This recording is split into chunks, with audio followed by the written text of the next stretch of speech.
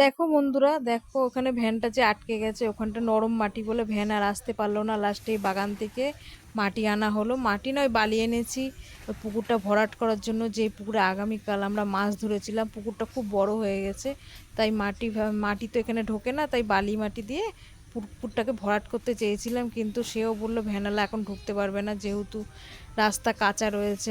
মানে আমাদের রাস্তাটা কাঁচা মাটির, তা মাটি একটু ভিজা রয়েছে, চাকা ঢুকে যাচ্ছে বলে, তাই জন্য আর ভ্যান আসবে না। দুটো ভ্যান এসছে, যেটুকু মাল ফেললো ঢেলে দিয়ে গেল, আর পরে আর আসবে এখনও যতক্ষণ মাটি না শুকাচ্ছে। এই পুকুরটা ভরাট যতবারই করাতে যাই ততবারই কোনো না কোনো সমস্যা হয়ে যায় রাস্তার জন্য।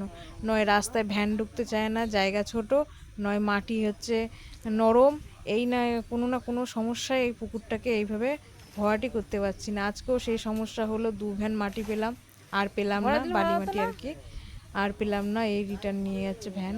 তো ভ্যানওয়ালা খুব একটু রাগারাগিও করছিল, কষ্ট হচ্ছিল ওদের।